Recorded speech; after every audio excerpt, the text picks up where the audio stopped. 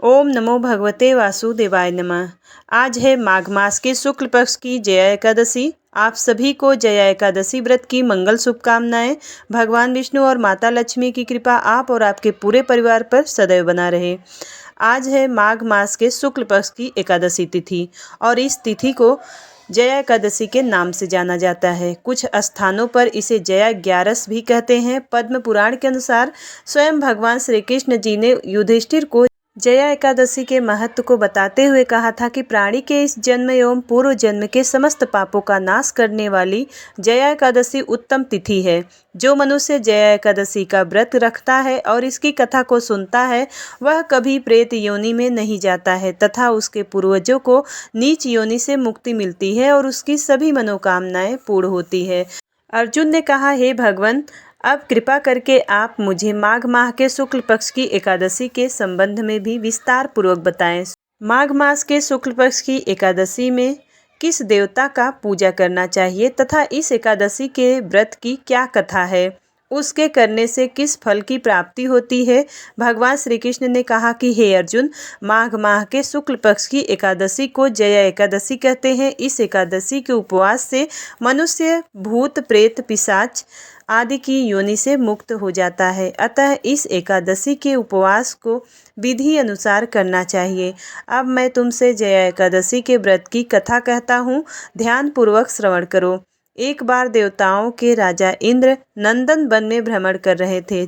चारों ओर किसी उत्सव के समान वातावरण था। गंधर्व गायन कर रहे थे तथा गंधर्व कन्याएं नृत्य कर रही थी। वहीं पुष्पवती नामक गंधर्व कन्या ने माल्यवान नामक गंधर्व को देखा तथा उस पर आसक्त होकर अपने हाव भाव से उसे रिझाने का प्रयास करने लगी। माल्यवान भी उस गंधर्व कन्या पर आसक्त होकर अपने गायन का सुर ताल भूल गया। इससे संगीत की लय टूट गई तथा संगीत का समस्त आनंद छिड़ हो गया। सभा में उपस्थित देवगणों को यह अत्यंत अनुचित लगा। यह देखकर देवेंद्र भी रुष्ट हो गए। संगीत एक पवित्र साधना है, इस साधना को भ्रष्ट करना पाप है। इसलिए क्रोधवश इंद्र ने पुष्पवती तथा माल्यवान को श्राप दे दिया और बोले कि संगीत की साधना को अपवित्र करने वाले माल्यवान और पुष्पवती, तुमने देवी सरस्वती का घोर अपमान किया है, अतः तुम्हें मृत्युलोक में जाना होगा। गुरुजनों की सभा में असंयम एवं लज्जाजनक प्रदर्शन करके तुमने गुरुजनों का भी अपमान किया है, इसलिए इंद्रलोक में तुम्हारा रहना अब वर्जित है। अब तुम अधम पिशाच असंयमी के समान जीवन व्यतीत करोगे। देवेंद्र का श्राप सुनकर वे दोनों अत्यंत दुखी हुए तथा हिमालय पर्वत पर पिशाच योनि में दुखपूर्वक जीवन यापन करने लगे। उन्हें गंध रस स्पर्श आदि का तनिक भी बोध नहीं था, वही उन्हें असहनीय दुख सहने पड़े थे। रात दिन उन्हें एक क्षण के लिए भी निद्रा नहीं आती थी।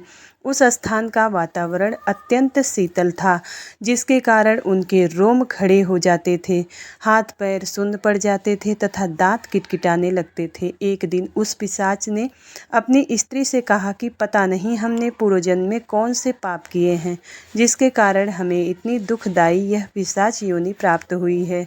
पिशाच योनि से नरक के दुख सहना अधिक उत्तम है। इसी प्रकार के अनेक विचारों को कहते हुए अपने दिन व्यतीत करने लगे। भगवान श्री हरि की कृपा से एक समय माघ मास के शुक्ल पक्ष की जया एकादशी के दिन इन दोनों ने कुछ भी भोजन नहीं किया तथा ना ही कोई पाप कर्म किए। उस दिन मात्र फल फूल ग्रहण कर ही दिन व्यतीत किया तथा महान दुख के साथ पीपल के वृक्ष के नीचे विश्राम करने लगे।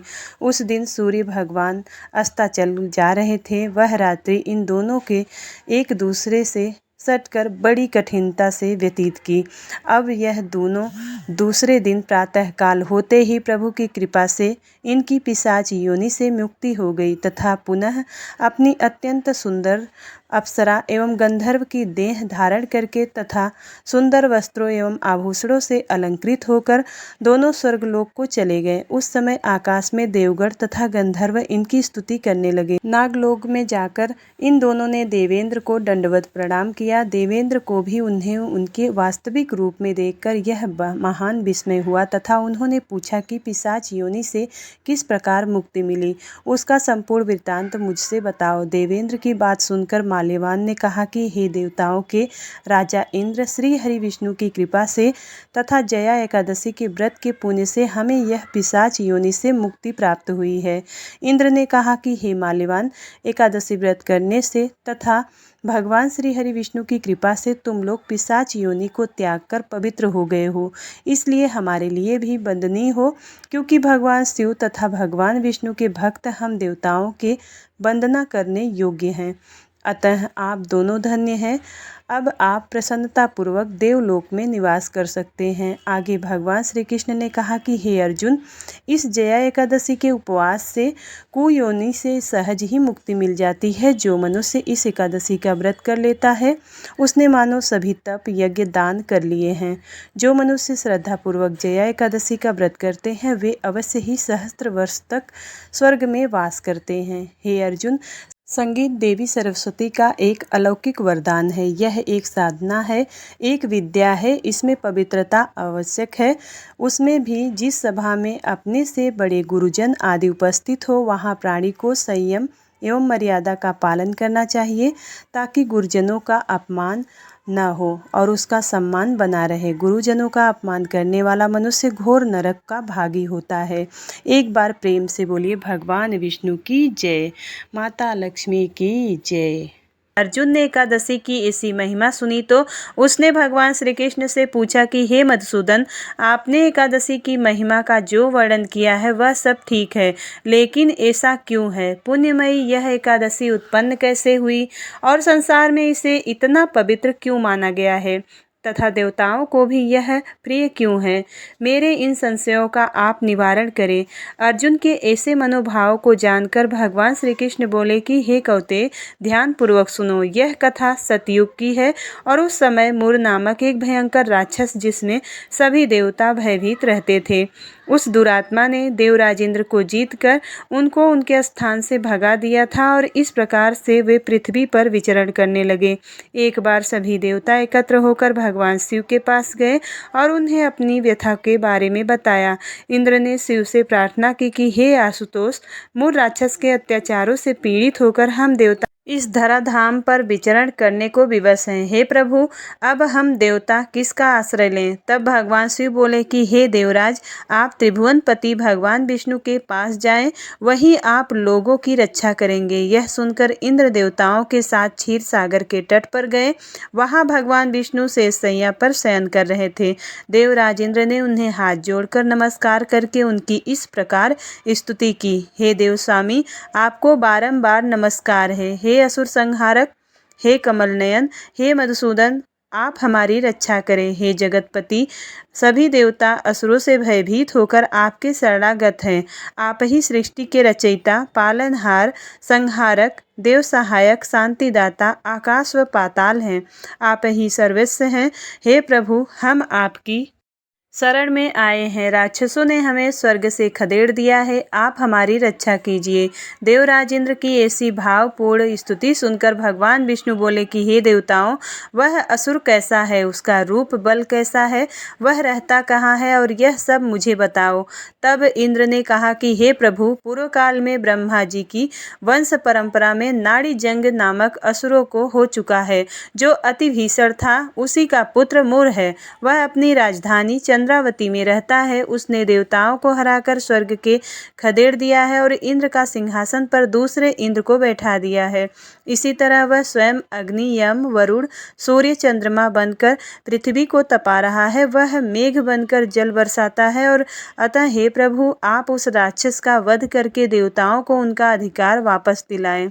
देवराज इंद्र के ऐसे वचन सुनकर भगवान विष्णु बोले कि हे देवताओं, मैं तुम्हारे शत्रुओं का शीघ्र ही संहार करूंगा। ऐसा कहकर वह क्रोधित होकर चंद्रावती पुरी में गए। उनके साथ देवता भी वहां पर थे और सबने देखा कि उस समय मूर बार बार गरज रहा था। उससे भयभीत होकर देवता दोनों दिशाओं में भाग छूटे। वह असुर भगवान विष्णु को भी ललकारने लगा। तभी भगवान विष्णु के नेत्र क्रोध के कारण लाल हो गए।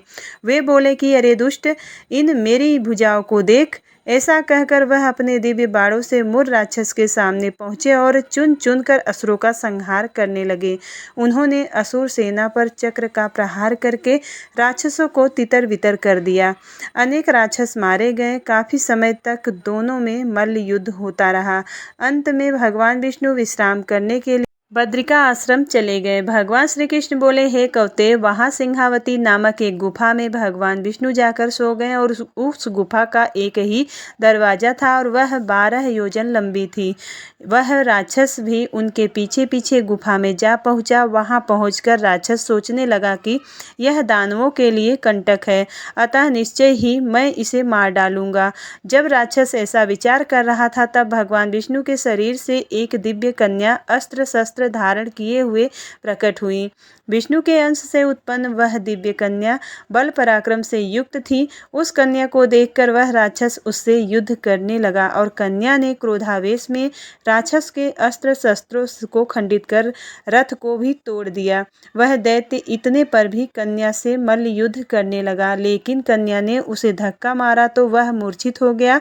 जब राक्षस की मूर्छा टूटी तो दिव्य कन्या ने अपनी तलवार से उसका सिर काटकर उसे यमपुरी पहुंचा दिया।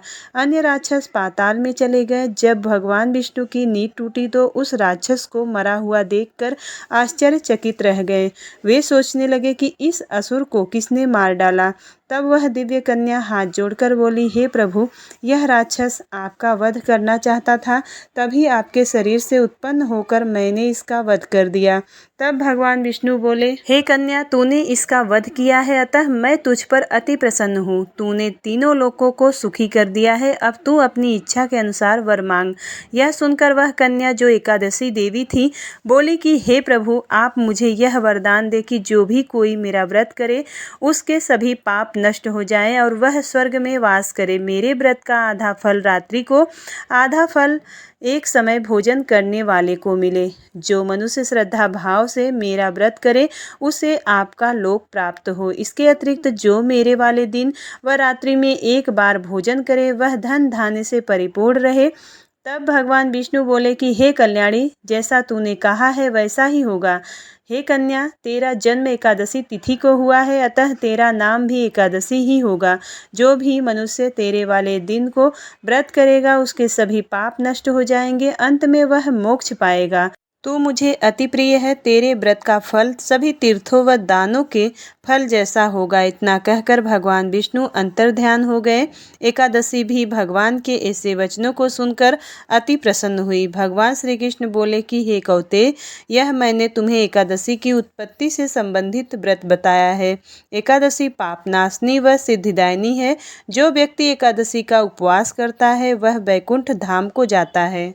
जो कोई एकादशी महात्म्य का पाठ करता है उसे 1000 गौओं के दान का फल मिलता है। जो कोई दिन या रात में एकादशी महात्म्य को केवल सुनता है वह ब्रह्म हत्या के दोष से मुक्त हो जाता है। प्रेम से बोलिए भगवान विष्णु की जय, माता लक्ष्मी की जय। तो प्रेम से बोलिए 11 माता की जय। ओम जय एकादशी, जय एकादशी, जय एकादशी, माता जय एकादशी। विष्णु पूजा व्रत को धारण कर शक्ति मुक्ति पाता। ओम जय एकादशी माता, तेरे नाम गिनाऊं देवी भक्ति प्रदान करनी। गणे गौरव की देनी, माता शास्त्रों में वरनी। ओम जय एकादशी, मार्गशीर्ष के कृष्ण पक्ष में उत्पन्न होती है। शुक्ल पक्ष में मोक्षदायिनी, पापों को धोती। ओम जय एकादशी, पौष मास के कृष्ण पक्ष की सफला नामक है। शुक्ल पक्ष में होय पुत्र कृष्ण पक्ष आवे शुक्ल पक्ष जया कहावे विजय सदा पावे। ओम जय एकादशी विजया फाल्गुन मास कृष्ण पक्ष में शुक्ल आमल की पाप मोचनी कृष्ण पक्ष में चैत्र माह बाल की। चैत्र शुक्ल में नाम कामदा धन देने वाली नाम बरूथनी कृष्ण पक्ष में बैसाख महाबली। ओम जय एकादशी शुक्ल पक्ष में होय मोहनी अपराजेष्ठ कृष्ण पक्षी नाम निर्जला सब सुख करनी शुक्ल पक्ष रखी। योगिनी नाम आषाढ़ में जानो कृष्ण पक्ष वरनी। ओम जय एकादशी देवसैनी नाम कहायो शुक्ल पक्ष धरनी। कामिका श्रावण मास में आवे कृष्ण पक्ष कहिए। श्रावण शुक्ल होय पुत्र दा आनंद से रहिए। ओम जय एकादशी अजा भाद्रपद कृष्ण पक्ष की परिवर्तनी शुक्ला। इंद्रा अश्विन कृष्ण पक्ष में व्रत से भव सागर निकला। पापांकुशा है शुक्ल पक्ष में पाप हरन हारी। रमा मास कार्तिक में आवे सुखदायक भारी। ओम जय एकादशी देवोत्थानी शुक्ल पक्ष की दुखनाशक मैया। लौंद मास की करो विनती पार करो नैया।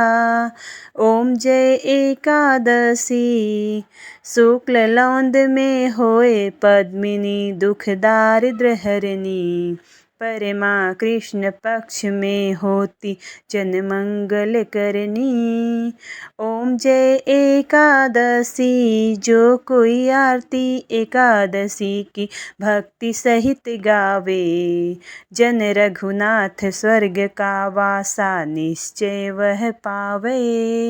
ओम जय एकादशी मैया जय एकादशी। प्रेम से बोलिए 11 माता की जय। भगवान विष्णु माता लक्ष्मी की जय। उम्मीद करती हूँ वीडियो आपको पसंद आती है। यदि वीडियो पसंद आता है तो एक लाइक ज़रूर करिएगा। चैनल पर पहली बार आए हैं तो सब्सक्राइब ज़रूर करिएगा। मिलती हूँ अगली वीडियो में, तब तक के लिए राधे राधे, जय श्री कृष्णा।